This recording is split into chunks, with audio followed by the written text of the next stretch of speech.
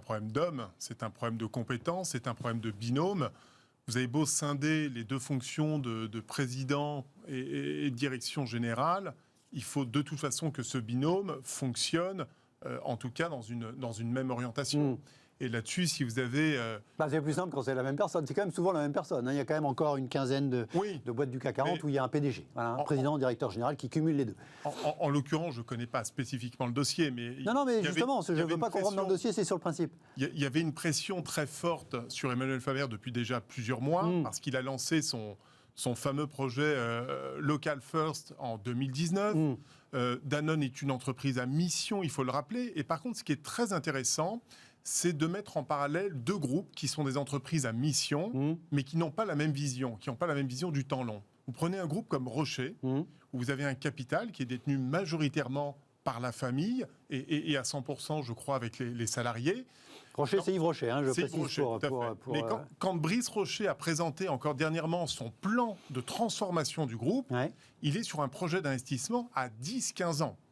Lorsqu'on est une entreprise et un groupe avec justement des fonds d'investissement, on est déjà dans des laps de temps beaucoup plus courts, on est dans des fenêtres de tir à 4, 5, 6 ans, et donc on veut des retours sur investissement beaucoup plus rapides.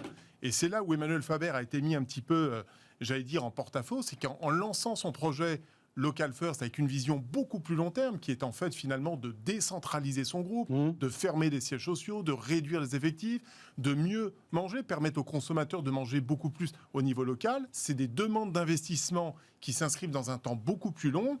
Et aujourd'hui, on voit bien, lorsqu'on a des fonds d'investissement, il y a une pression qui est beaucoup plus importante, et donc ça fragilise la direction. Là, en l'occurrence, Emmanuel Faber, il a sauvé, j'allais dire, son poste, en prenant la présidence et en acceptant finalement à sa tête, en tout cas, son poste, il est séparé en deux. À sa tête, mais de donner en tout cas la direction opérationnelle. Maintenant, il va falloir trouver ce bon binôme pour que ça puisse fonctionner sur la durée et satisfaire à la fois le plan de transformation long terme qu'a impulsé Emmanuel Faber et en même temps des fonds d'investissement qui attendent un retour un peu plus rapide. Alors souvent en France, la distinction des fonctions, elle est faite le temps d'une transition.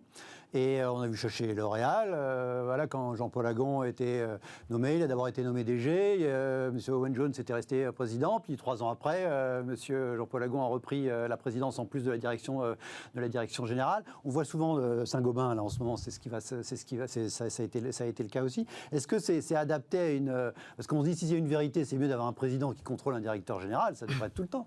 Non, mais il n'y a pas de règle, j'ai perdu le nom, mais quand il y a eu ce terrible drame avec M. de Margerie, le président de Total, qui est décédé en Russie, on l'a bien vu, on avait son successeur qui n'était pas tout à fait prêt et apte à endosser le costume de président d'un groupe comme Total. On a rappelé son ancien président, Thierry Desmarais, qui a pris la présidence, le temps finalement pour permettre directeur général de prendre. Donc je pense qu'il n'y a pas de règle. Tout ça, c'est une alchimie. Ça dépend du contexte, de l'environnement, de l'actionnariat. Et il y a des succès, des échecs, je crois, dans tous les cas. En l'occurrence là, l'enjeu majeur, ça va être de trouver le bon directeur général, capable de s'entendre avec Emmanuel Faber, et en même temps d'entendre, évidemment, la pression des fonds, et notamment des fonds minoritaires, qui mettent une pression très forte sur le groupe. Tout l'enjeu va être là. Il va falloir réussir cette transition.